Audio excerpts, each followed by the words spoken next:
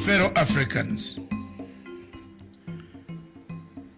since 1957, when Ghana gained independence,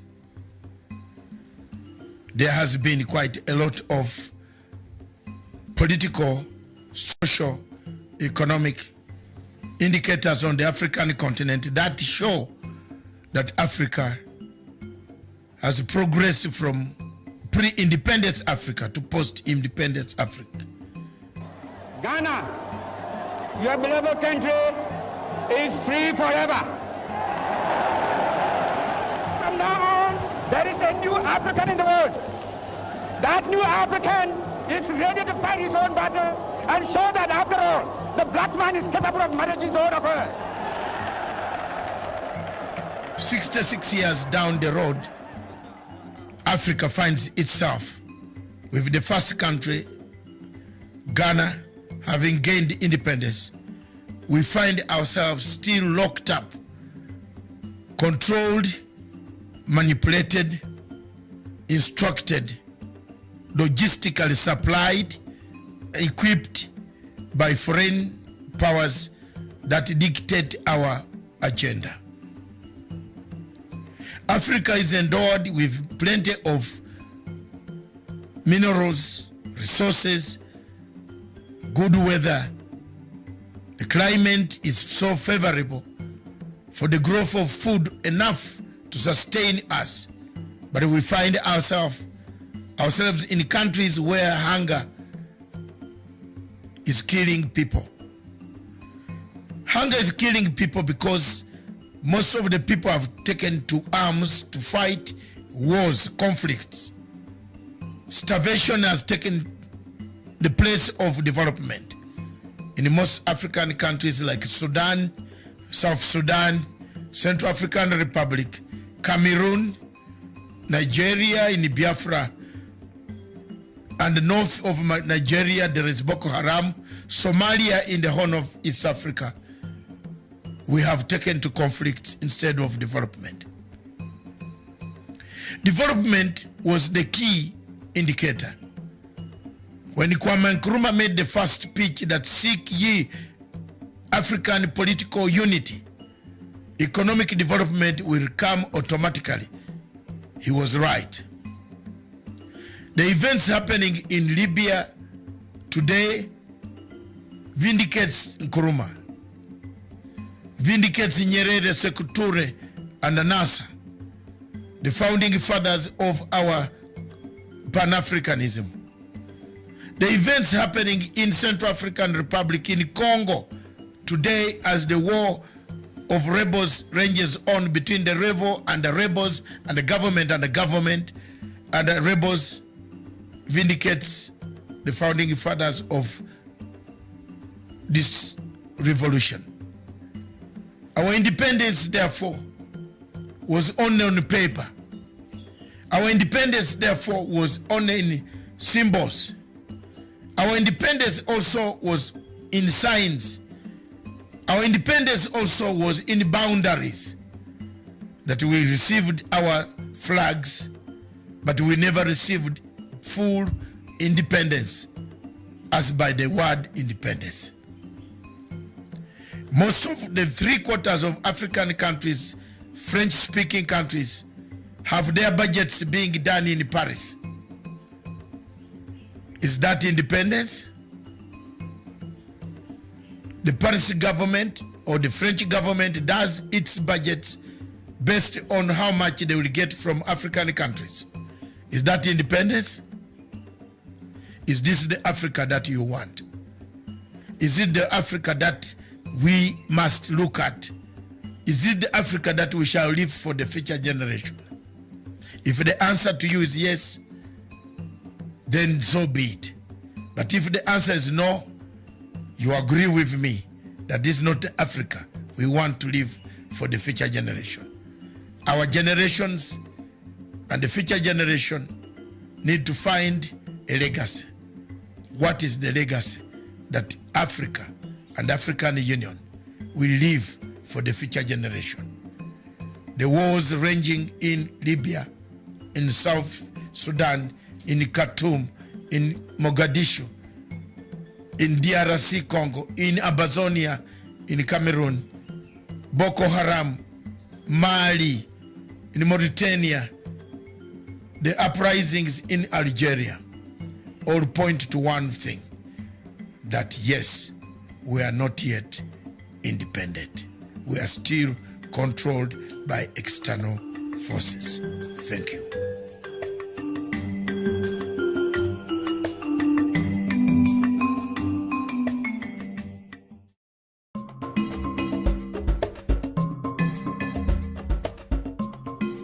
Today is a great day for the continent of Africa. Today is a great day that marks the historical inauguration of our African unity, the unity that the founding fathers of this continent fought for, the unity that we needed and that we need up to today. It is that unity that propelled us to become independent. It is that unity that gave us, the founding fathers, to unite 57 years ago to form what we call Organization of African Unity, that later on became African Union. Today in Africa, so many things have taken shape. It is unfortunate that today, this year, 25th May, the Africa Day, is being celebrated under the clouds of COVID-19. The continent of Africa has struggled since the formation of African unity 57 years ago. The founding fathers of this great organization, Kwame Nkrumah, Haile Selassie, Jomo Kenyatta, Nyerere, Ahmed Sekou Toure, Gamal Abdel Nasser, Milton Obote, Amilcar Cabral, Patrice Lumumba, Samora Machel, and others who came later on to take up the struggle, Robert Mugabe,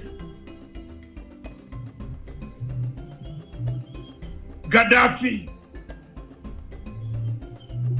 those who struggled to make sure that this continent liberates itself from the colonial yoke,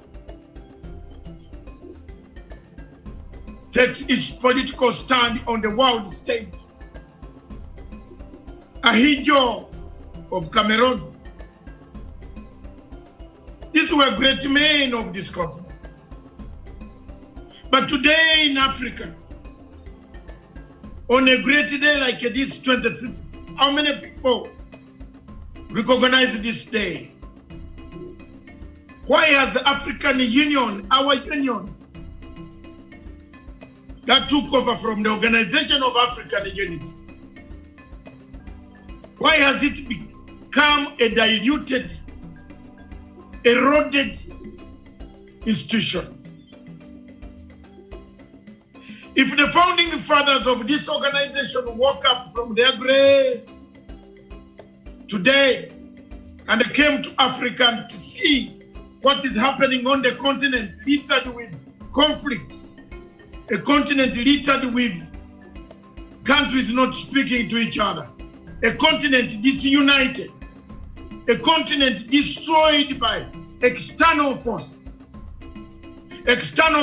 that have taken Africa hostage, that they have taken the African Union hostage, that have created us the suffering that we see in Central African Republic, the suffering we see in Cameroon, Amazonia, the suffering we see in South Sudan, the suffering we see in Mogadishu, the suffering we see in Libya today. What has happened to this continent? I would like anybody sensible in Africa today, including Dr. Muhammad Faki, to tell me, including President Ramaphosa, to tell me how we ended up getting two men in one country fighting over a country that is already dead. Fellow Africans, those watching me, I don't hit lightly. I hit where it matters. When anybody touches Africa, I will not miss my words. Because this is where I was born. That is where I have the spirit of Nkrumah, of Sekou, of Jomo Kenyatta, of Nyerere, to speak the truth. I have no regrets.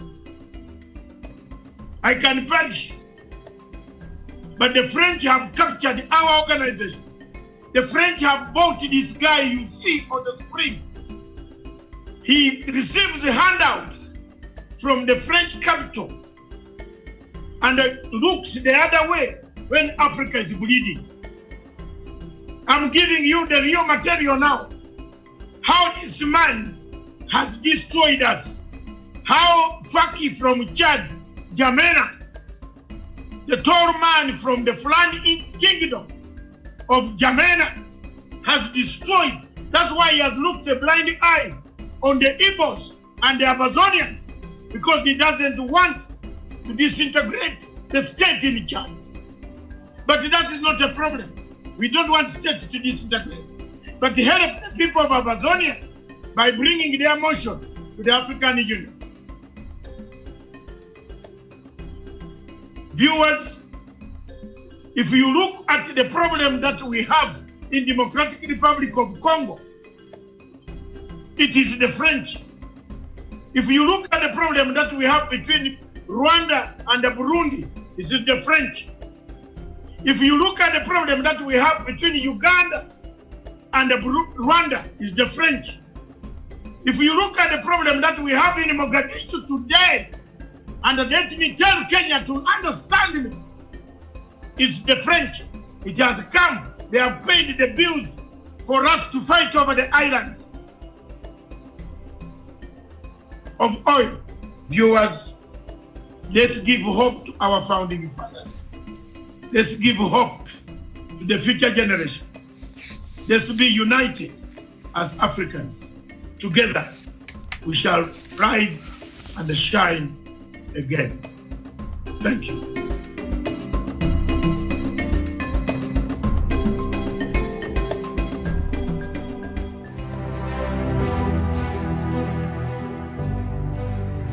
Our television station gives people to explain their problems, their difficulties, their information. If they need more information, we shall refer them to where they should get it. We embrace dialogue, dialogue, and dialogue. We want to exchange views, go deeper, advise where possible. Tell the world what is going on. Why is it that tactics have changed from removing governments militarily to removing governments through regime change tactics? The issues here sometimes are elections in Africa.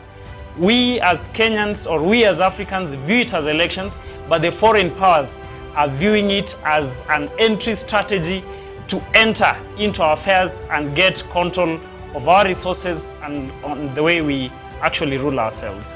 At the end of the day, I think it's just the greed of power that is bringing all these problems, even the Western influence that you're talking about, because you cannot accept to be used by Western powers unless there is a reason, and the reason is that you want to get power through any means, even if it means bringing a country or a nation down to its knees. It is very shameful today for an African country to go and beg money for elections in its own country. It is very shameful. And then tomorrow you ask for the same people. Why are they asking for the record of your elections? Look at that. Kenyans, unite. And institutions in the world that don't benefit Kenyans, why do you keep yourself in them?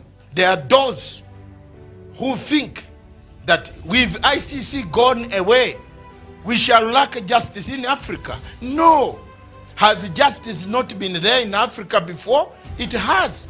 Some people want to silence people. We are not going to keep quiet. France, watch your steps in Africa. You are dividing people in the African Union. If countries don't tell you, I am an individual, I've told you.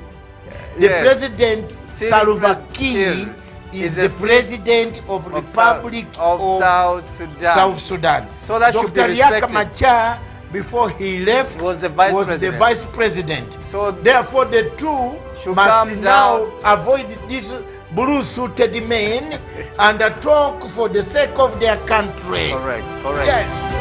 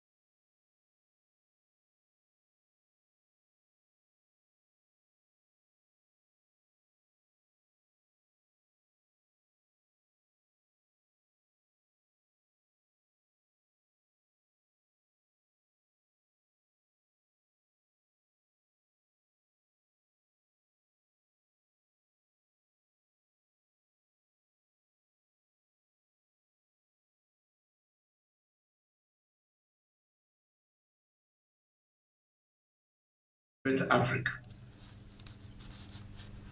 Talk to us. We are always ready to bring unity in Africa. Not conflicts, not wars, but unity. And not just unity, but unity of purpose. How many countries on the continent of Africa have unity of purpose? How many times do we need to sit down in Comesa that our cars have an insurance that can drive from Sudan up to Botswana? That's the match we have gone so far. You can have a car in Uganda, but drive up to Botswana with one insurance. Can't we do it with one trade? Without barriers, without customs. Why have we gone back, left, right, forward, back? We have a problem. And that's the topic today. And a good morning, Miriam Ogutu in Nairobi, Kenya. Thank you very much. And good morning, Elif Wanda in Nairobi, Kenya. Thank you very much. Miriam, good morning. Take it away from me. All right. I'm Dr. David Masanga, Manzi Masanga, the son of soil, the real man of peace. Elections in Nigeria coming, Manzi, is saying, will this be elections or will it make or break of Nigeria into two parts? The northern people think they seem to be voting their candidate. Those in the south seem to be either absent or they will absent themselves. But what has Miriam got in store for us? Good morning. Very well, a very good morning to you, Doc, and good morning, good afternoon, good evening to our viewers, depending on where they're tuned in and watching us from. It is a pleasure to have you joining us today. So I'll just take us through quickly the headlines this morning here in Nairobi, just about 38 minutes past 11 a.m. The Star newspaper, shake up in military looms as Top Guns retire, that you'll find on page 4 and 5. And then remembered for the day he pulled a pistol during the University of Nairobi student protest. That is the continued geology of Professor Magoha, who passed on a couple of days ago. The story is on page 9. The Daily Nation, Raila's game plan, it is outlined there. According to the Daily Nation, you'll find that on page 4. Electricity prices may go up in new proposal. Kenya Power seeks review of tariffs. Such news, I don't think, is what Kenyans want to hear right now, but that is there, and the story is on page. It's on the back page. MPs have their way as NGCDF released as Treasury sent 4 billion Kenya shillings to constituencies. That story is on page 6. And on page 6, State 6 World Bank helped to build labs for junior secondary school. You'll find that on the back page. And then officials linked to mining dispute as tragedy claims the lives of 3 people. The Standard newspaper, the main headline, shock at tragedy of the Magohas. They ticked all the boxes of members of a successful family, dedicating their lives to serve in 3 corners of the world. But the last few years and days have darkened the brothers' story, transforming it into a heartbreak, a tale of rare brains plucked at peak of their careers. That story is on page 5, 6, and 8. Kenya Power strikes a new bid to increase electricity cost. You'll find that on page 4. And KRA plan to crash tax cheats. You'll find that on page 22. Cost of chaotic MP's retreat in Mombasa City. That is on page 10. The Citizen from Tanzania, Lissu hits the ground running. The Chadema leader, who has been in exile for the better part of the past 5 years, spared no time after landing in Tanzania yesterday, joining his party in calling for a new constitution. The story is on the second page on The Citizen. Daily Monitor from Uganda, Kasese on the spot over same-sex law. And then New Vision from Uganda, over 900 schools operating illegally, vice attributed to inadequate monitoring and enforcement. That story is on page 3. The Daily News from Zimbabwe, justice is blind, minister asserts after USA criticizes arrest of opposition supporters. The Newsday also from Zimbabwe, government sends SOS on education. The Herald, still from Zimbabwe, village wisdom pushing Zimbabwe's agriculture revolution. The Punch from Nigeria, recent crisis aimed at stopping me. That is what Tinubu now is saying. The Nation, still from Nigeria, Tinubu, 5th columnist behind petrol scarcity, Naira redesign row. Okay, The Guardian, still from Nigeria, Tinubu jabs federal government, alleges sabotage with fuel crisis, Naira redesign. And the New Times, this one is from Rwanda. Somalis rendezvous with EAC admission panel. So that is what we have, and some of the... Oh no, we do have the Guardian Post. This one is from Cameroon. Biya should consider Canadian mediation. Remember, Canada the other day came out and said it was willing to bring the warring parties in Cameroon together. And I think yesterday's paper from Cameroon, the government said that they are not aware of such talks. So I don't know. So he's being urged to consider these talks. And the Post... who is afraid of peace talks to end conflict in Anglophone Cameroon. This is also from Cameroon. And then we do have the Municipal, also from Cameroon. Religious leaders reiterate need for peace. And all right, that is what we have. So you are now up to date. Back to you, Doc.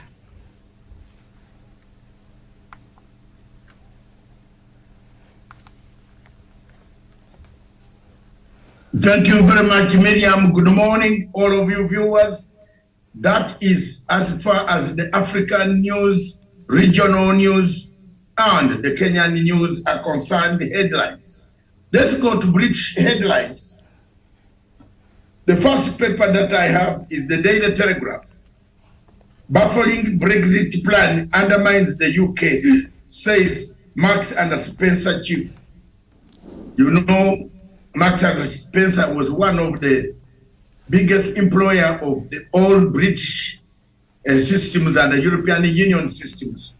They used to take clothes, the Marks and Spencer shops in Eastern Europe.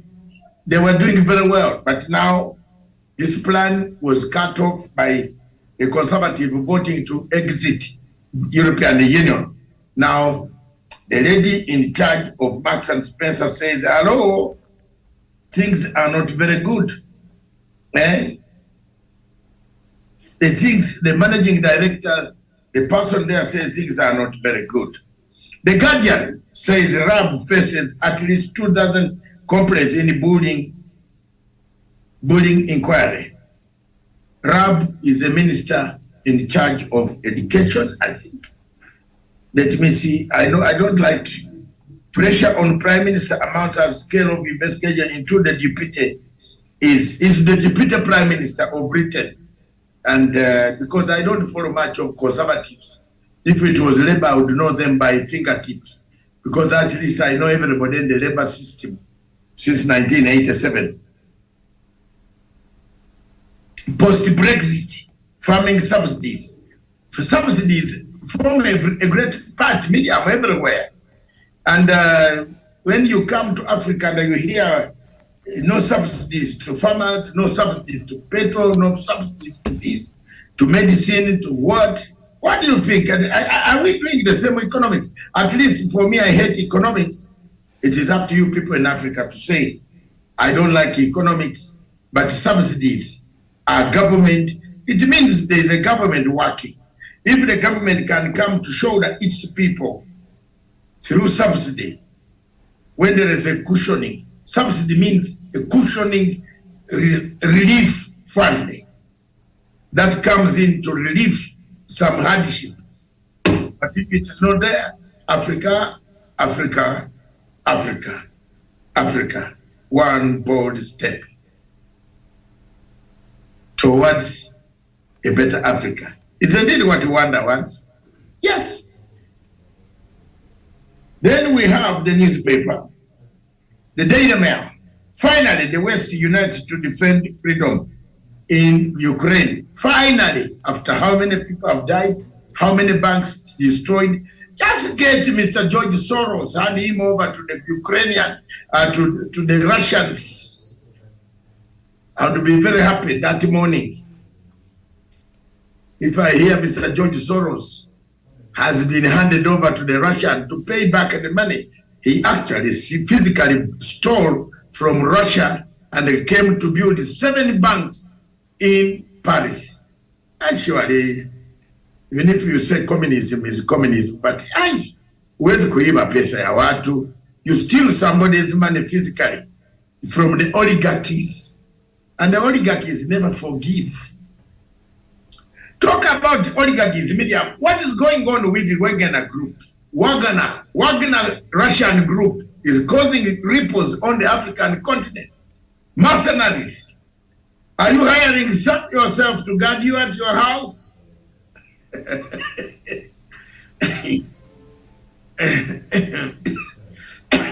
Sorry, Miriam. Are you hiring some? It looks every African country is trying to hire, Miriam, what we can see right now. Thank you. When you look at the other newspaper, the Daily Express, how can this be the sad reality of our country? Barbara Beatles, 87, a former news agent, died in hypothermia because he was worried about the cost of heating. You know, heating is killing people. Tuko na shida. Tuna shida kubwa hapa Miriam, tupatie ka sunshine kadogo. Get us some sunshine please. And I know you don't like to hear anything from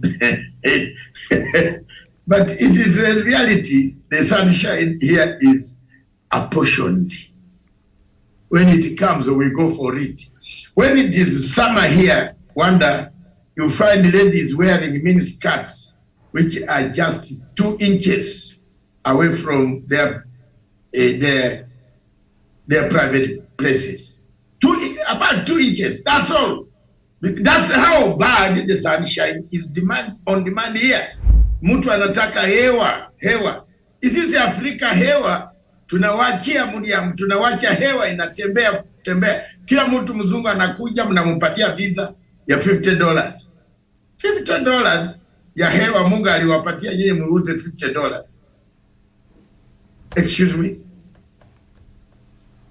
Some African countries are in chaos.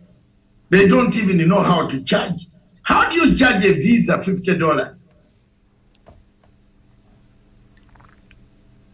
Take a visa $400 and let it be AU standard. $300 if you want to come to Kenya. You want the visa. You will make money. That's the diaspora money. Hello? Instead of taxing Nyanya Africa, wake up. Presidency Africa, do you really see? Do you really have this or you don't? Just tax the visas.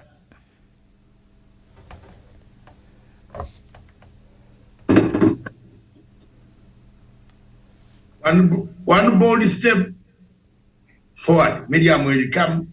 You know, she's looking at me. She's going to come with her theory. You tell me. On this one of visa, you are not going to argue with me. If we make 300 visa to come to Kenya, we have 3 million foreigners entering Republic of Kenya from Europe. How much money is that? Is already $3 billion you make per year. Am I wrong? Or we could just match what they charge us here. We could charge the same. Who? I'm saying we could try and match what they charge us here when you go applying for the visas in their embassies and charge the same in our embassies. No, you don't care because yours is a foreign policy. Do they make your foreign policy? Why do you charge what? Who wants more? For example, who wants to come for sunshine? Are you the one struggling to go to see winter? How many of you are struggling to go and see winter? Wanda, do you want to see winter? Not really. I don't want winter. Wanda, but I thought you said you wanted wanted to go snow skating. I think you said that. No. The other day I saw Dr. Masanga in heavy clothes, completely warm clothes. I don't want to go there.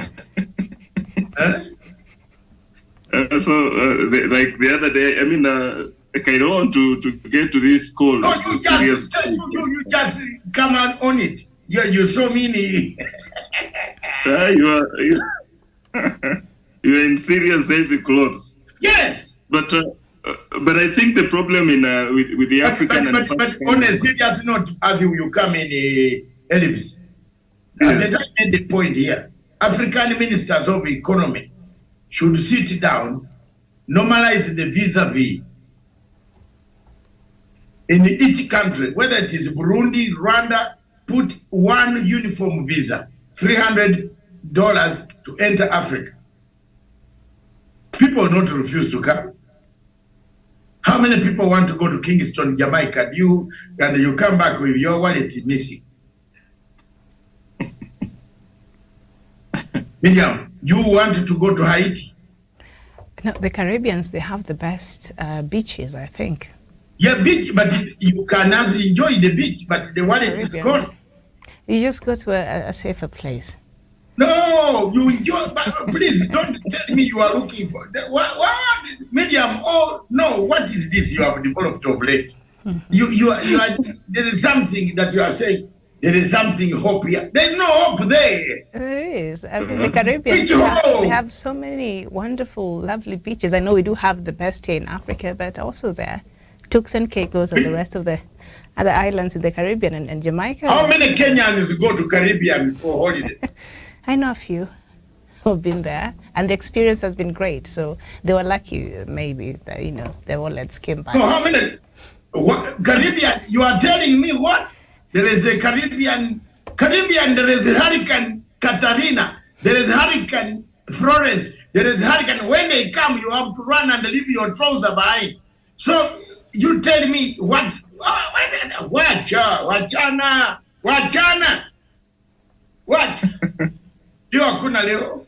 Leo itakupinga. Hiyo huko Caribbean there is no hope, Miriam. There's a lot of hope. There is hope in Kenya. For example, when you go to Kenya in Mara, when you go to Kruger Park, Kidepo National Park, Makshoni Bay, Makshon Falls Park, National Park, Queen Elizabeth National Park, name it, you have peace. First, you see very good, beautiful women with very good curves. That's also tourism. And Uganda has put women with, yes, it's a law in our country. The first sighting is the beautiful ladies who come to say, hello, welcome to Uganda. This is normal, Miriam. Let's not talk about it. So if you have taxed your $300 for a visa stamp, $300, you have already earned it. Whether he enjoys it or he doesn't enjoy it, whatever he spends or he doesn't spend is up to him. But you have allowed him into your country. You have collected a foreign currency of $300. 3 million tourists coming into Kenya from European countries and overseas. How much money do you collect? How much? That will go to build you. That will go to build you a whole immigration house, 20-storied, where the Department of Immigration is. Nothing else. Don't mix us with post office. Then with this and that. Then with corrupting people going up to look for deals. Yeah? You will get a building in Kenya for immigration from the money. Doc, post office is not in Nyayo House. That is GP. I am just saying. And don't mix us with a dungeon where some of us were detained for some time. We don't want to look at those lifts. Those lifts in 1985. Miriam, I was a frequent visitor to those lifts. Please, if I didn't have 100 shillings on Friday, I would end up on floor number 19.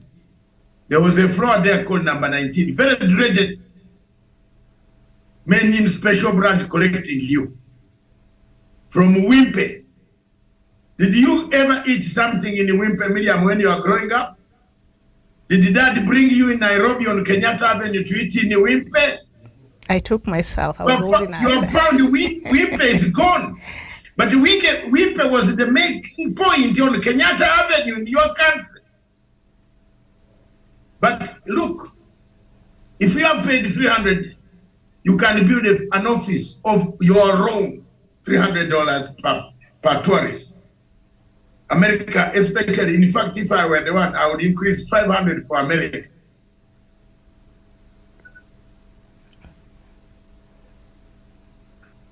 And I want the medium to say now and challenge me on this one. Then I tell you why. No, I normally go ahead, Miriam. I normally challenge on the basis of if there's a reason. I just don't challenge for the sake of challenging. But on this one, you're making a lot of sense, so I agree with you. No, okay, now you challenge me. It can be no reason, but let me count for you how much money you spend to go to the American embassy in Giriki. How much? You tell me. No, you sure? You tell me. Count it. If it doesn't come to $300.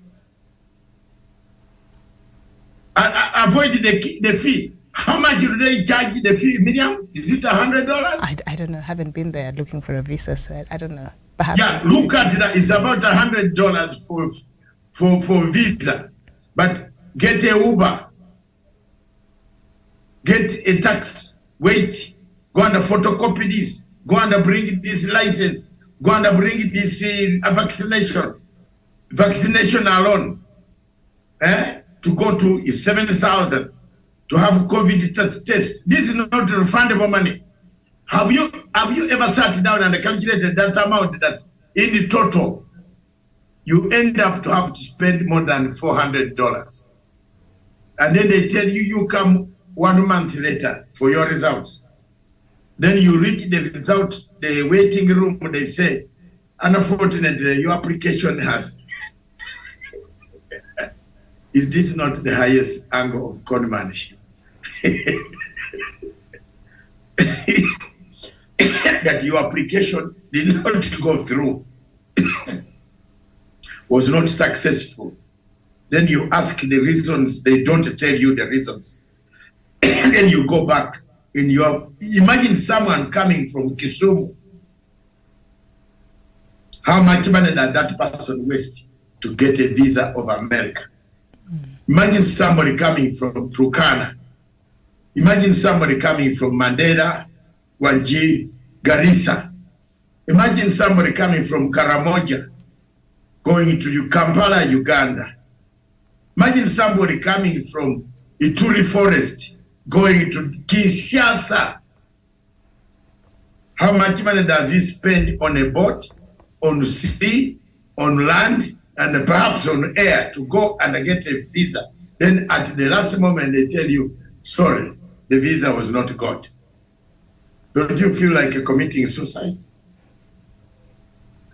So let's look at that, Africa. Let's change some of the things. These are some of the things. Miriam, don't you think it is better to get money from, and I wonder, from this, other than some taxes in Africa, which are becoming very dangerous? That I don't want, you know what, some of the taxes are too much. Very shortly in Africa, they are going to tax air. How much you breathe in, you have to pay for it. Yes, there are some countries. There is also talk about that. This, because this one that you must come, it's a discussion. We have already even started on what makes Africa not workable. One step forward. Take a step forward. Miriam, I've taken it. One step forward. And I said $300 for anybody entering Kenya. 3 million tourists paying for a visa for $300. That will be $3 billion. How much is that in Kenya shillings? Plenty. How much can it do? It can pay the governors who are very hungry for money, or the MPs who have rejected sitting in their parliament. So there you are.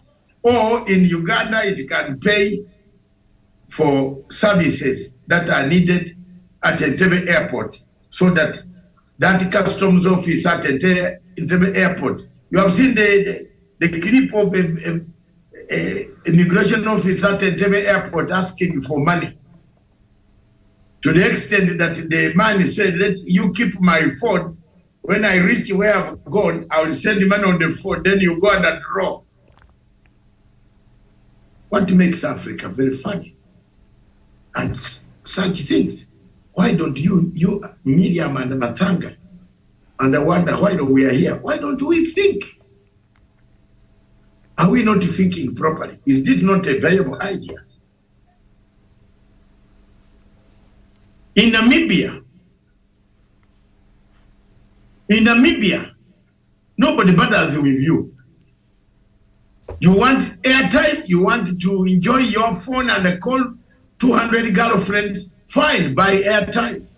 But as soon as you buy airtime in Namibia, learn from me, Miriam, the taxman takes his 15% out of your airtime.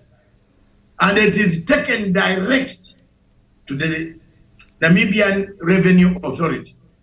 There's no middleman there who will collect some money and write a check. Even here, it's broken down like that. You're taxed, and when you buy the airtime, it is taxed. The tax is already in there. It doesn't all go to Safaricom. Part of it goes to... But then why you are saying given here, but why are you again being taxed?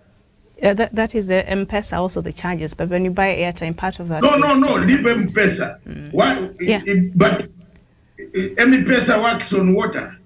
It's different, but even the airtime, when you buy, when the charges are broken down, the tax is already... I agree, but does M-Pesa work that's why on sometimes every time after they read the budget, you realize that if you used to put maybe 200 shillings, the talk time has reduced because the taxes have been imposed, so part of it is eaten by the tax. So it's already included. And so that's what happens. Then there is more tax to pay because even the thing uses more. It uses the same. Anyway, that is for you people. For me, in Namibia, is the best country where you can buy something in the hotel.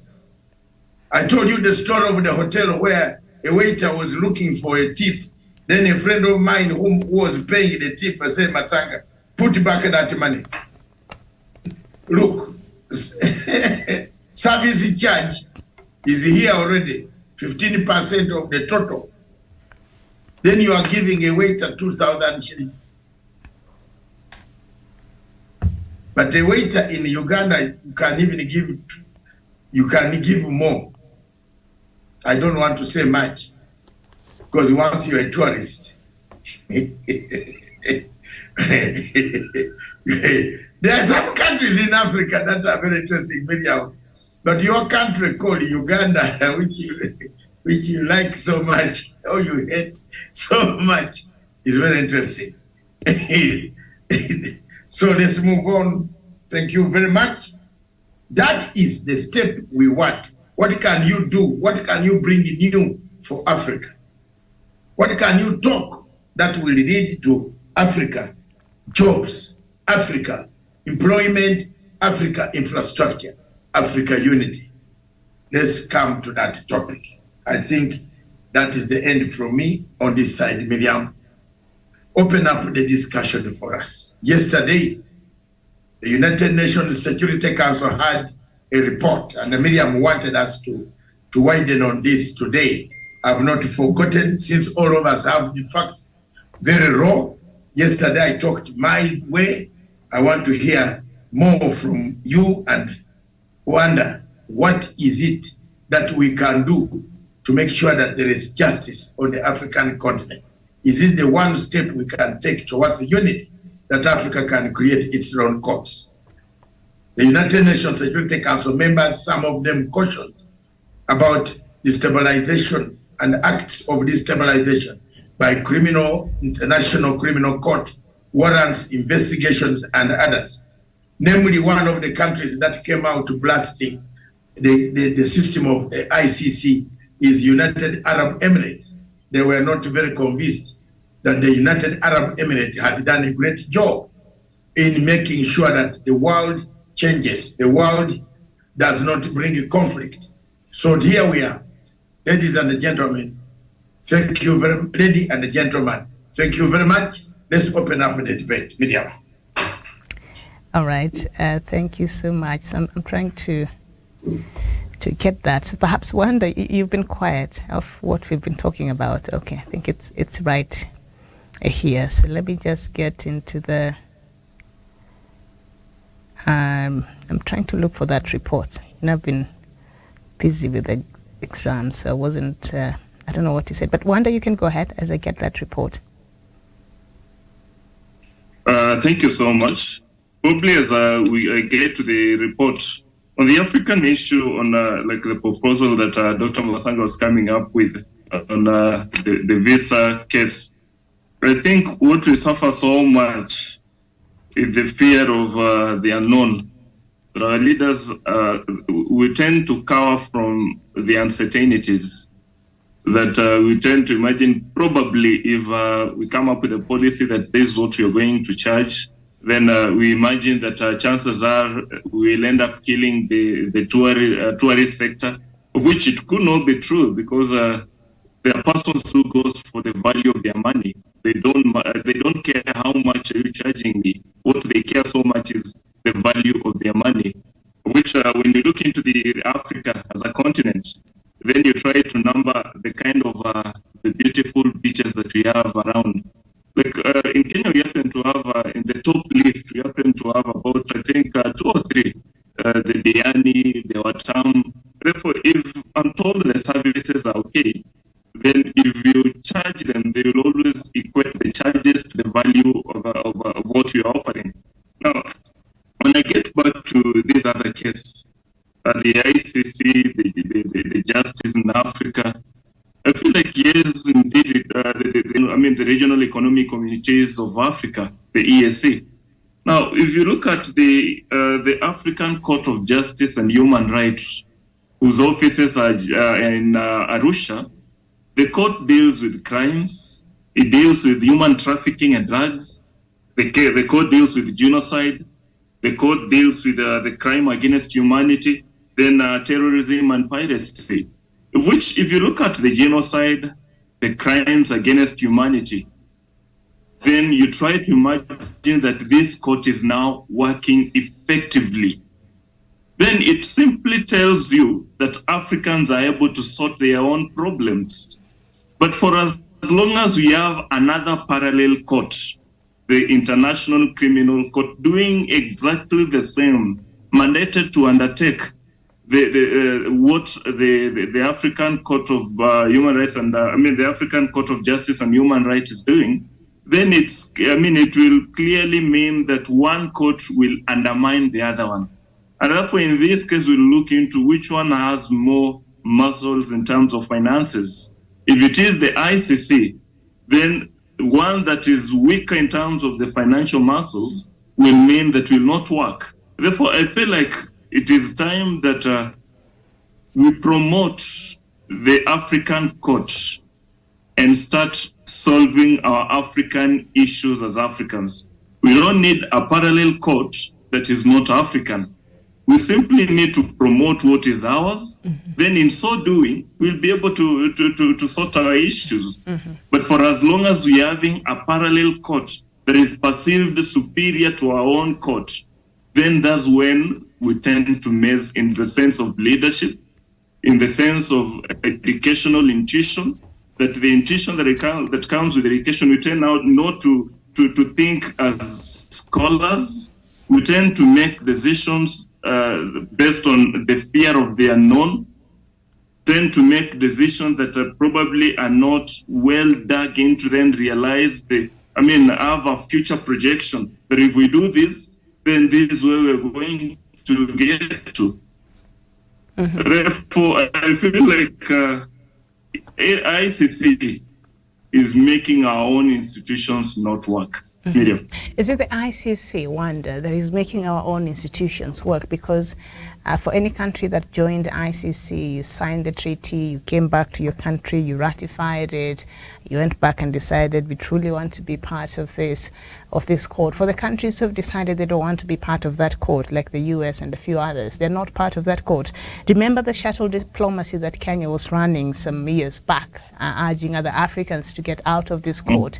Even Kenya itself is still there. We didn't go with the whole process. So we could sit here and blame ICC all day long, but this is an institution that we took ourselves there. And I think according to the international treaty, the UN Convention on this treaty, we have every right as a country. Every country has a right. If you feel you entered into this and it's not working for you, you can leave that institution. We are not bound there. We can actually leave. There's a process for anybody who wants to leave. Mm-hmm. But going back to what I've made reference to during that time that Kenya was an offensive and was trying to urge these other countries to leave the ICC, and President Uhuru Kenyatta was very instrumental in championing for the continent to have its own court. Look at what has happened. Not much progress has gone ahead. So is it because perhaps even within the leadership we have in the continent, we don't have enough confidence in our own justice or judicial institutions. Could that be one of the reasons why? But I do know there could be some influence from the external factors who might have talked to these other countries not to really agree to this. But even Kenya itself is still at the ICC, so what's really going on? That's a very good question, Miriam. Sorry. No. Wanda, take a jab at it. Thank you so much, Miriam. You know what affects Africa and eats Africa from within is indeed when you look into the work of James Fisher, then he examines or he analyzes the organizational structure. Then you look at Africa as an organization. Then there is always a leadership issue in Africa. There is always an action issue in Africa.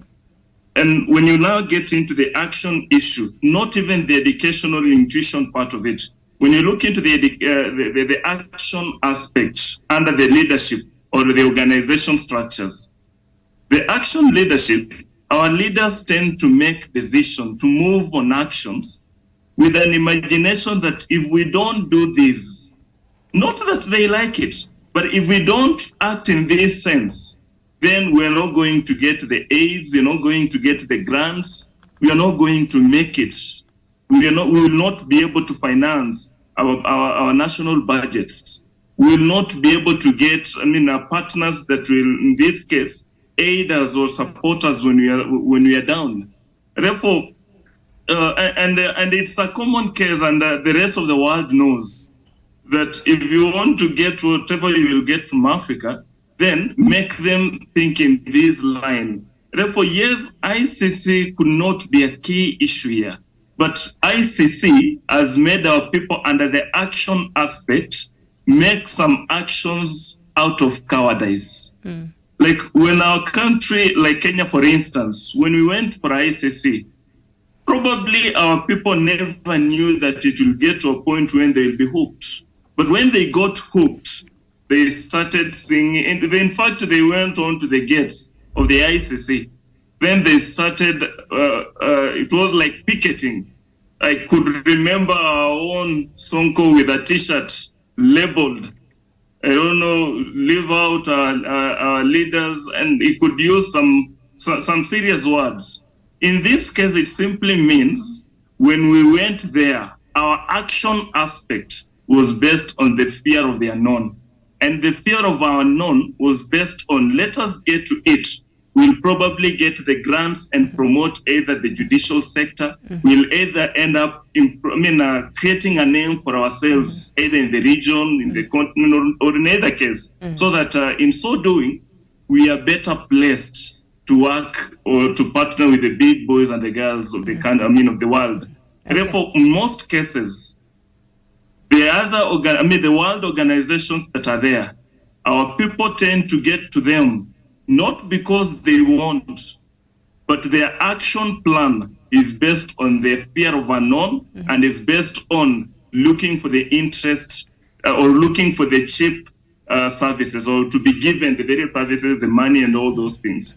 But Doc, fear of the unknown, but now we've seen how ICC has been operating, especially in this continent. And yesterday, while you were giving your submission, you highlighted the inequalities, we highlighted the substandardness and how they really treat certain countries, and especially Africa. So this court, from what we've been seeing, it appears they sat down and decided this is meant for the dark continent, as they like looking at us and referring to us, because this is where it is focused. And so it was crafted for us, Doc. So this fear unknown, we already know it's us they come from. So we know the intentions of this court. So is it still fear of the unknown? We already know.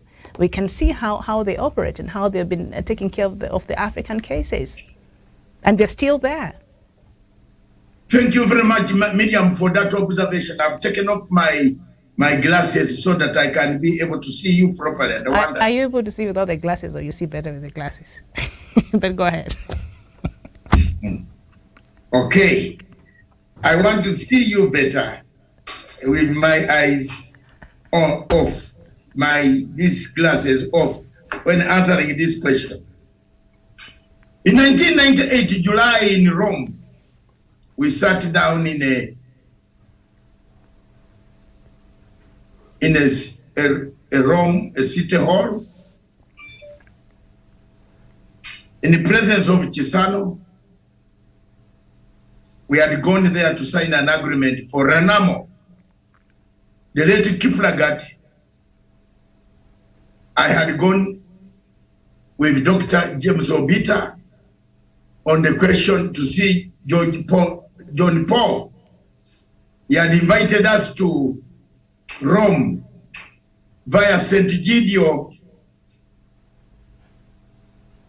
offices that had sponsored the Uganda peace process. Then I heard there was an AU summit. A United Nations conference. And we bumped into each other at St. Gidio, President Chissano, Dr. Obita, myself, Kiplagat, all of them were there. They had come in the same office and we were also in the same office. So we had, let's go to Rome inside the city from Vatican and go and attend this conference. Since Kofi Annan, the United Nations Secretary General, was also in town, we wanted to take this opportunity to brief Kofi Annan on the processes of Uganda peace post and Mozambique Renamo signatures to be signed. I wish I had not gone there. I regret. But I only don't regret because the late John Paul kissed my arms and gave me good luck. Instead of kissing the feet, which he kissed the Sudanese, the one Francis kissed the Sudanese, their feet. Ours were arms. You put your arms like this, and the Pope went on kissing them. Said, I pray for you, everything you touch on, the pains you use, the peace will come. And for me, I succeeded Baba Mutukufu, Baba Mutukufu, Pope John Paul, may your soul rest in peace. Haki, I succeeded. Your luck, you gave me a mikono hiyo, you kiss my mikono. I succeeded. I got peace for my people of Northern Uganda. Now, the thing called ICC was in another hall somewhere with Kofi Annan. So Chissano said, why don't we have motorcade? Why don't you jump in one of the embassy cars? All of you, we go to that hall and see. Since the Gama, the Renamo leader, is still waiting. He hasn't decided whether he wants to sign the agreement or not. We come back later. Miriam, I bumped into that meeting, and here I am. I found Mr. Twitter Mwangi of Kenya, who was working at the United Nations. I think now he's the deputy governor of Laikipia. The man with white hair. The whole hair is white. I saw him there. His landmark was white hair. So everybody could say them. There's an East African man. I said, Peter. Peter called me, said, what do you think about this? I said, it's a good thing to catch some criminals in Africa. It was a ratification day. It's the launch day of the International Criminal Court. In the presence was Kofi Annan, all UN agencies that are in Rome, and Mr. Rui Moreno Ocampo, who was appointed as the first prosecutor of the International Criminal Court by Kofi Annan. Little known to us was that Kofi Annan was investing in a project where he could use to get money from the French. Because Kofi Annan's wife is French, she was a serious commander of the French DSG up to today. Madame, the widow of Kofi Annan, is a French national, but she worked for the French intelligence. And she had recruited Mr. Kofi Annan. Me, I don't hide anyone. into the system we didn't know.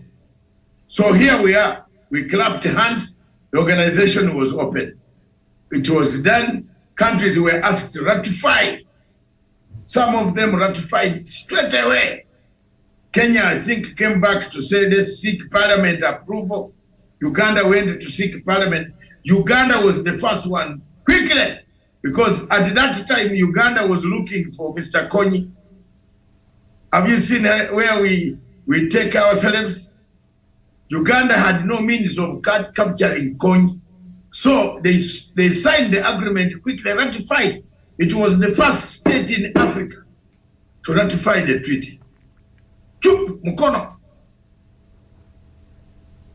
Me, I said, fine. If it is looking for criminals, yes, Konyi is a rebel.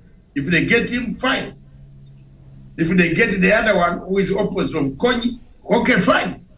But for us, who are activists, who campaign for this court, we wanted the other one who is the opposite of Konyi.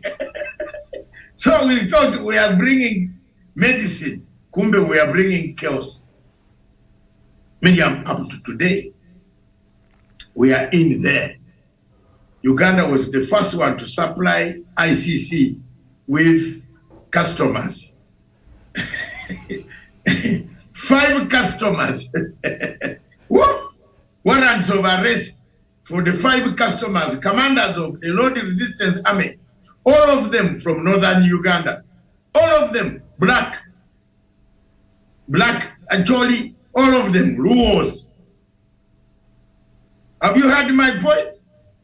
That is the chain, how it is looked. So this is 2000, later on 2005, we are the first country to supply ICC with customers. And at least we have not done very badly. We left one customer there who is serving a sentence of 21 years. I think he will serve half of that, and they will be given an identity to go somewhere in Venezuela to live his life. Like a Thomas Rubanga. Have you ever seen where he is? He returned to DRC Congo. Are you sure he's not one of those who could cause chaos? You don't know. So here we are. Instead of countries scrutinizing Article 98, we are still there. More African countries started pouring in. 34 of them, actually now 33, because Burundi excluded itself.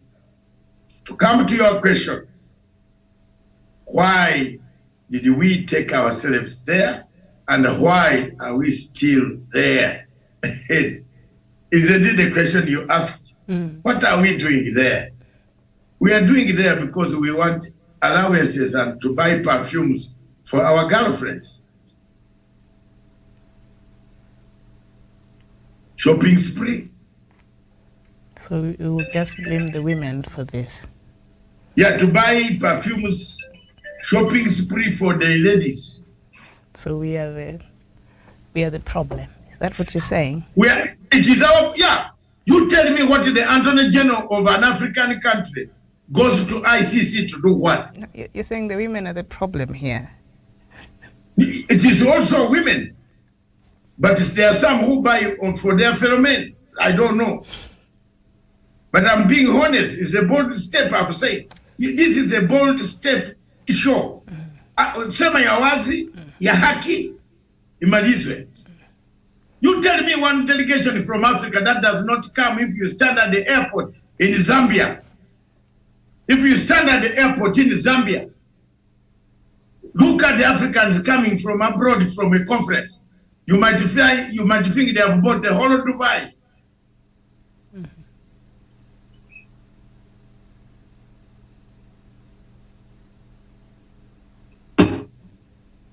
We are the problem. Some of the meetings are not attended. People don't attend, they don't show. Look at the meetings in the UN. If you turn a camera, the seat is empty.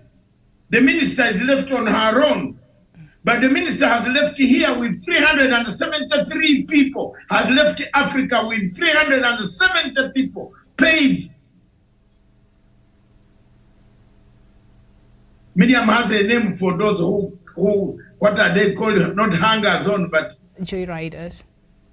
Joyriders. And the joyriders have disappeared. So joyriders would not like to stop ICC court to talk about it. If you start talking about it when they are listening to you, they will deport you from their country. Yeah. Because they like going to these conferences, have 5-star hotel paid by the government for 2 weeks. Change Jamaican, bring English, bring Romania, bring Spanish. You know, hotels like any Netherlands. Women are on the menu. Wonder if you didn't know. Once you are given the key, your key holder like this. In the key holder, there is a menu. You want Spanish? Do you want Netherlands, Holland, Dutch, Romania, Ukrainian, Nigeria? Kenya has reached also there, Uganda. The list is there. Tall, 6 feet, big, 5. What? It's tourism. And people don't want to talk about it openly. This show of mine on Thursday is a direct hit. If you have any problem, then it's not my problem. We waste a lot of money in Africa staying in institutions that don't benefit the local mwananchi. That money that you have taken to go to The Hague should be used to build a court in magistrate and buy more handcuffs to arrest dangerous criminals. There are some countries in Africa where police lack handcuffs. Am I wrong? Some of the handcuffs are rusty. They can't lock. Hey!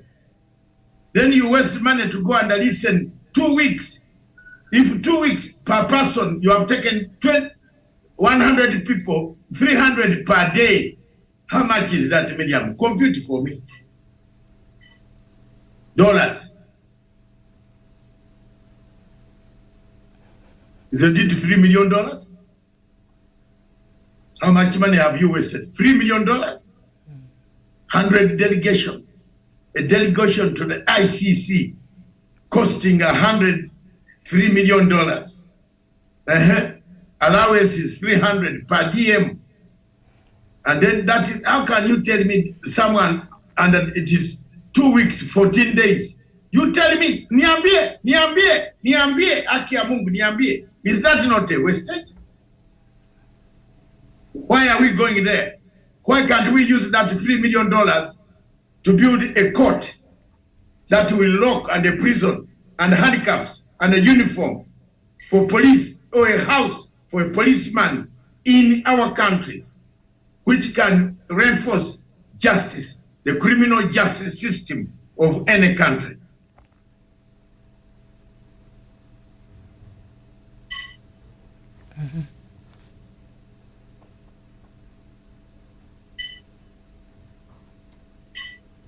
Yes. Miriam, back to you. Okay. As you look for your glasses there, all right. Thank you so much. I'm not looking for glasses. I'm looking for something that I should edit. Okay. All right. Thank you.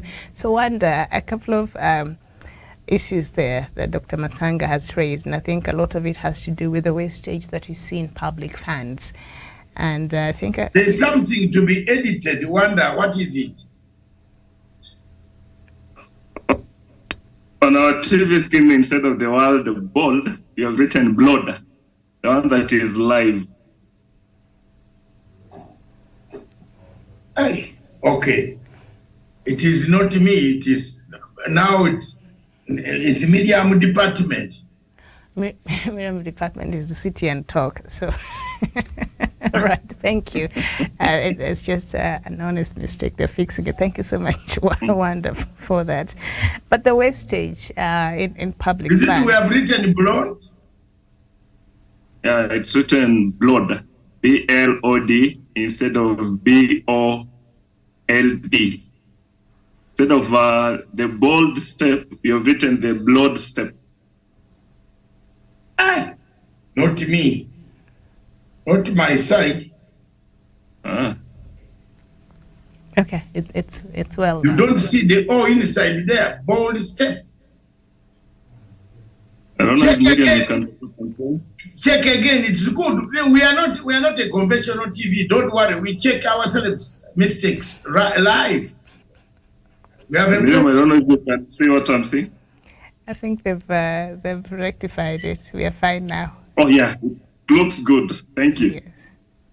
or somebody had written that. Me, I don't have any extra screen for seeing. Sorry.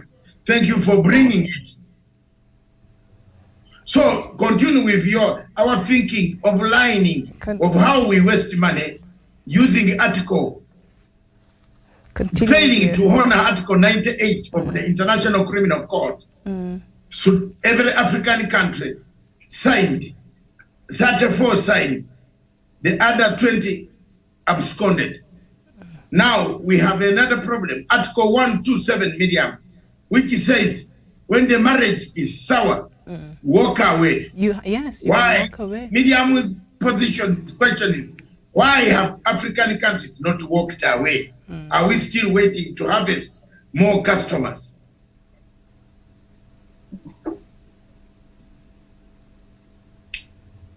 Wanda, it is your turn. I like the comparison.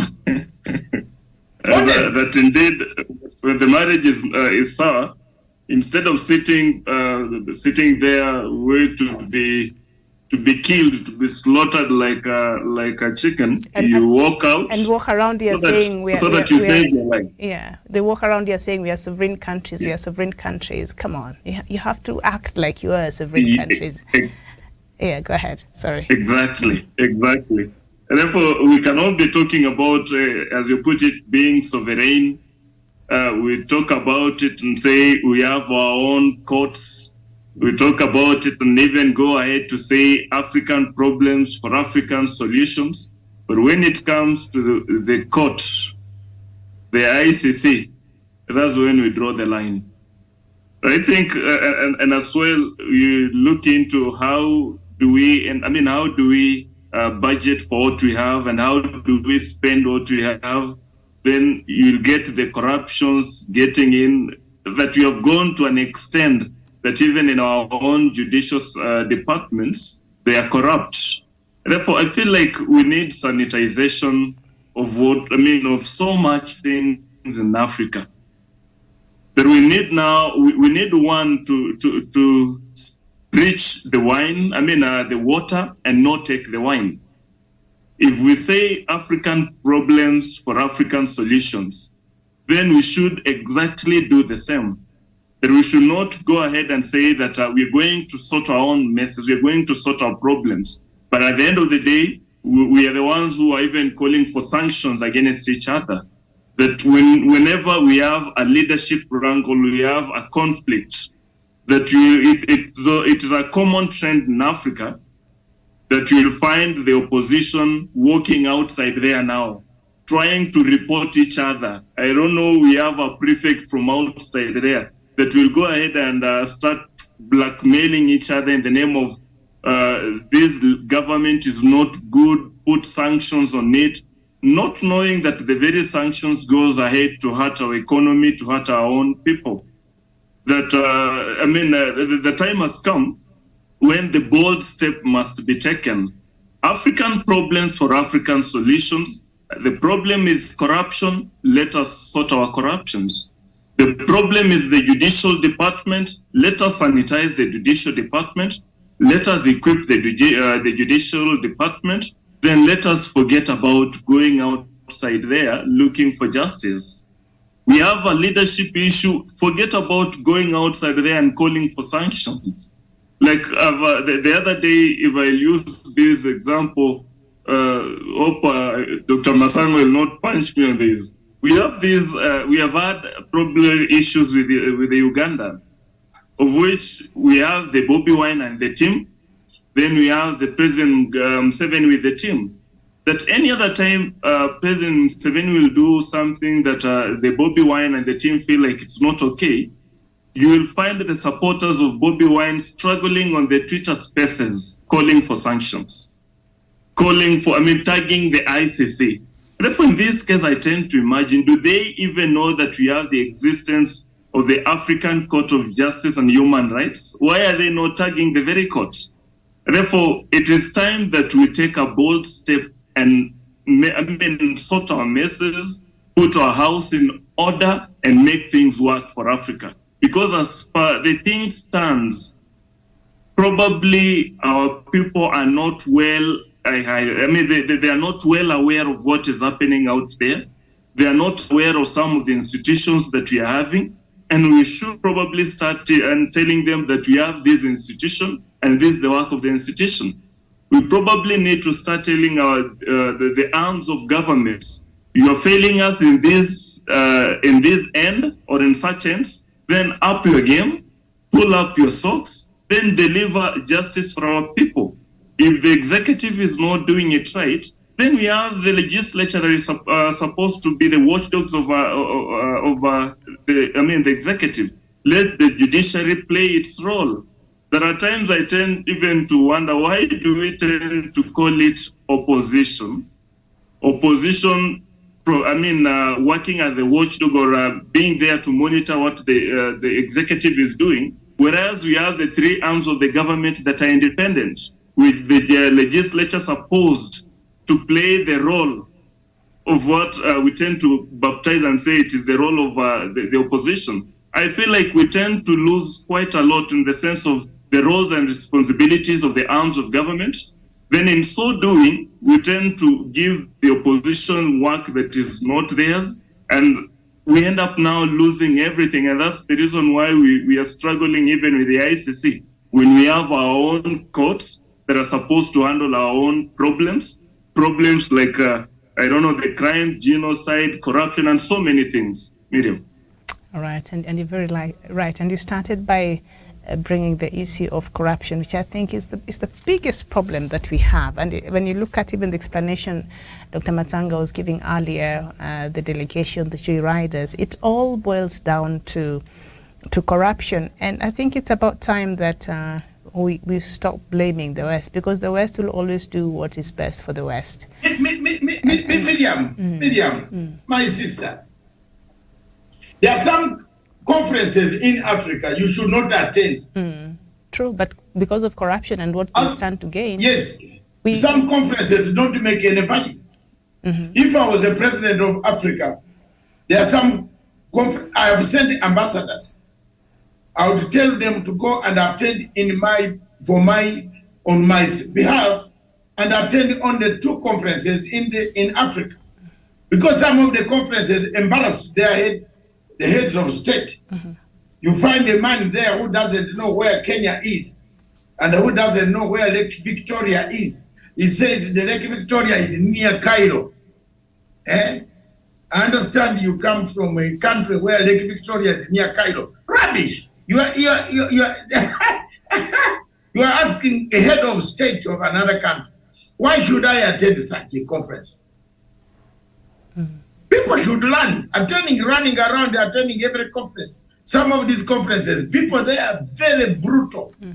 And not just abroad. I think, Doc, the issue of public wastage is something like the members of parliament right now in my country. I think they are the coast having orientation. Why are you going to orient at the coast, and yet these people are supposed to learn about parliament? Why can't they do that at the parliament? No, an orientation that takes 2 weeks, surely. What kind of nonsense is that? While we have a public education sector that requires that money, we have a public health sector that is in a crisis. That is for you two people, Wanda and Wanda, that you can... Parliament can, orientation at the coast, while we have Parliament here, why can't they sit there and be taught how to operate in Parliament? The practical part of it inside the Parliament and the Senate.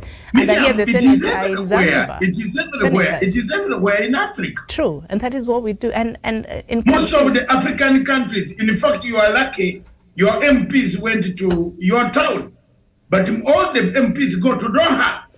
And then they went there, then they go striking at the coast because they want the NGCDF money, and they're not working, but the hotels, the taxpayers are paying for the hotel, the air tickets, we paid for it, their food there, we paid for it, their per diem.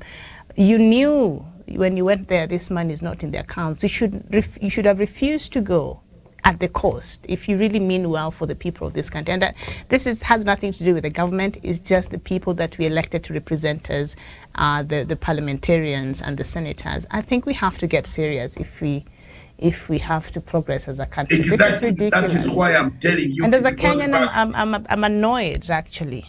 The whole of Africa, for me, I'm not mentioning that, but the whole of Africa media has a problem. We have a big problem, Dr. Yeah. The whole of Africa. There are people who airlift MPs from South Africa and take them to Doha for benchmarking. They lift MPs from Kampala that they are going for benchmarking in the Philippines. How? What? Yeah. In the Philippines to learn how to shoot a president when he lands at the airport, Aquino. This nonsense, this nonsense has to stop. To go and see the space at the airport, when Aquino landed, he was hit by bullets. That is what they go to see. So one day show off. Look at the wastage that we have in Africa. 54 nations.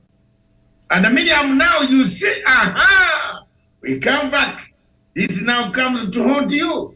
You said, these are different, that is different. I put up a motion. It divided people on Twitter. You saw that, Wanda. Most of the people said these mentions should not be there. What is the difference with an ambassador who is in Washington, who can drive 2 hours away in New York and act as Kenya's representative or Uganda's permanent representative? Why should you put a permanent man there siphoning fuel, siphoning money, siphoning calico expenses? You pay for calicos who come, New York has very beautiful black calicos. This is serious. We have a problem in Africa. That type of wastage is what makes us not to be bold, to take one step forward and say, we want to unite. That type of lack of boldness is what takes us forward, what makes us lack back, to come back and move forward and say, we need a single currency. That type of lack of boldness is what makes us have border posts and visas restriction against all Africans, other Africans except yours. And you want your countrymen, when they go to the other country, to be left free. Medium and Rwanda. South Africa opened doors for you to go. Why are you not going? Rwanda, why are you not going? South Africa says they will give you a visa there and there. Why are you not going? Miriam, I believe you are one of the few candidates who could have flown by now. Maybe you, I don't know, maybe Chris, after this Valentine's Day, we'll find you there, Rwanda. And why are you not going? Because Miriam, you don't know why you should go there. Leave your peace in Nairobi, where you walk freely, and then there you tie your bag with another rope around your when you are walking with a rope, with a bag in South Africa, Johannesburg, you must be tightly wrapped tied with another zip and another elastic band so that they don't cut it. If you are lucky, they will stop you, put a gun here, take the SIM, take. So why would you go there? If you're lucky, they put a gun on your neck, and that is. Yes, because why do you go there? But I do have a relative who went there a few weeks ago, and her phone was stolen and other things on the streets in Johannesburg. So, yeah, Catherine Mwangi, thank you so much for interacting with us today. You're saying, you're reminding us even the Kenyatta Conference Center was built for such meetings, and you're also saying that greed is our biggest problem, and you're very right. You're very right. I mean, this doesn't make sense. I can't make any comment there. You know my problem. Me, I will, because as a taxpayer, it doesn't make it does not add up for me. And President Ruto, you said you'll cut down on this wastage. So, we are looking to see you keep that promise, please, because this 75 million that they used there, that they didn't have to use there, could have gone to other things. That even buying food for the people who are dying in Turkana and other, sure, we have other immediate urgent things that the government can take care of, and this is not how you build and develop a country, and I refuse to be complacent. In fact, Miriam, at times I sit down and tend to wonder, in 2 or 3. Our government, that is the government of the then President Mwai Kibaki, introduced the CDF.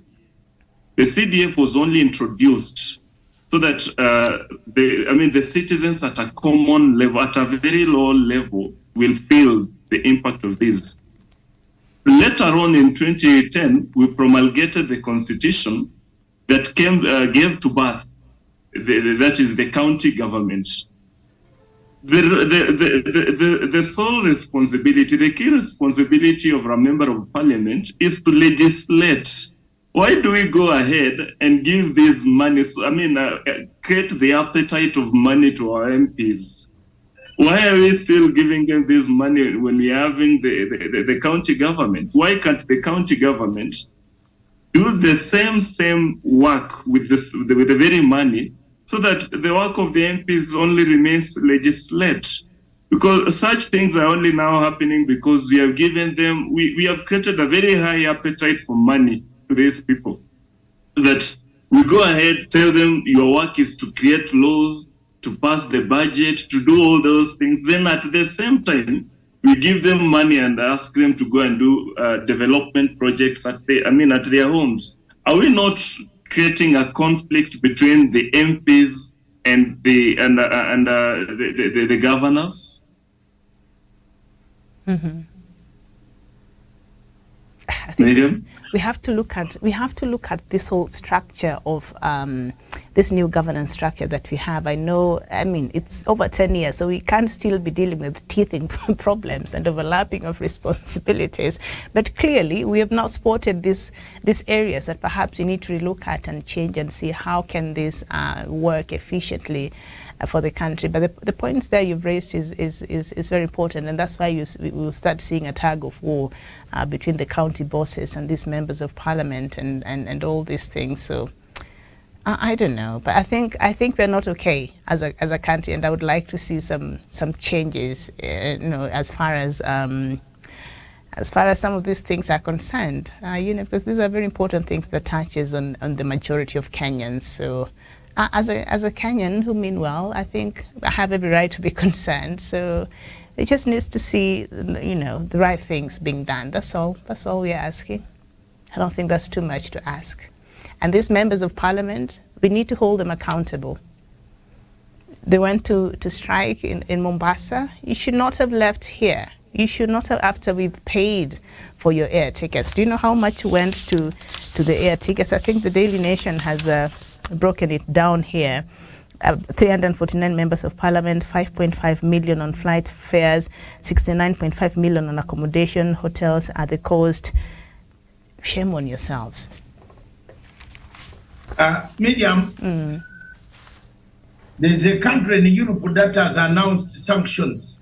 On who? Against Nigeria. Over for what? undermining democratic rights. Can you tell your man Jeff to tell you the country, because I can't open his the thing here where I am. Okay, so which country is this? I don't know. It says it is on Nigerian Nation paper. The statement reads, "We are committed to supporting advancing democracy in Nigeria and around the world. Today, I am announcing visa restrictions on specific individuals in Nigeria for undermining democratic process in the recent Nigeria elections." Hello, Jeff, tell me, things are working. I told you. Even the president himself might not step there. Senor, I told you we're opening up. Jeff can tell you that from your production team there. I'm trying to see which country. They don't say the country. Can Jeff tell us? That would be our topic to end. A U.S. slams visa ban on enemies. The U.S.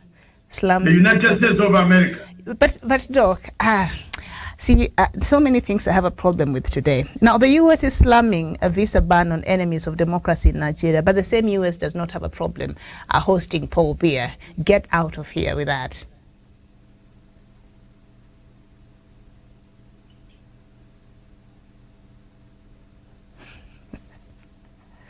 Doc, you're stuck. It is the double standards. It is the double standards. Democratic practices, but you're still indulging with President Paul Kagame. Democratic practices, but you're still flirting around with President Museveni. But Nigeria, you have a problem. They're undermining democracy, surely. Pick your fight. And if I'm told they really cared about the human rights and such things, why are you still having Mazir in the cells? Why are they so quiet about it? If I'm told they really mean that the rights of every person matters, why are they so quiet about the Biafran leader? Yeah, but they want to put ban on people who are undermining democracy, and yet they're working with other leaders that have undermined democracy. In fact, their interest in Equatorial Guinea has increased. This is a person who's been in power for 43 years, just gotten another extension for another 7 years, and is the most corrupt leader in Africa, and the U.S. has no problem even looking for investments in Equatorial Guinea, a country that does not even, U.S. should just sit down somewhere and let us be with our problems and our undemocratic practices until we decide to change them. I don't know, Miriam, if you have ever noted this, that America has always, America for so many years always has a very great interest in African elections as compared to anything else. Even if you had to fight and do whatever thing that you'll do, they will not do anything. They will not at that point talk about human rights.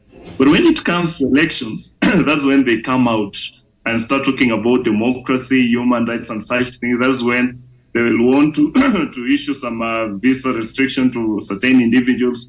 But when human rights are being violated before elections, they never talk about it. We have had Nigerians in Biafra crying and crying for so many years about their leader being in cells, about, Buhari not doing justice to their leader. Americans have never talked about this. But because it's elections, rights now matters, democracy now matters. Does it only matters because they have an interest that we don't know about? Of course they do. Of course they do. And they only talk when their interest is at stake or is being jeopardized or something that has to do with what they stand to gain. So I stopped listening to the US as far as some of these things are concerned, really. I don't think they even have a moral ground when they're supporting the worst dictators from this continent. But you want to sit there and talk to us about democratic practices. We have a leader in their own country that, poured water in all the democratic gains they had, President Trump, and he's still walking around. They've not even brought him to book. They have no moral authority to talk to us about democracy. I think they lost that. I want to hear that lecture from somewhere else, not the US. Doctor, you disappeared. There's something very interesting here. I can see that.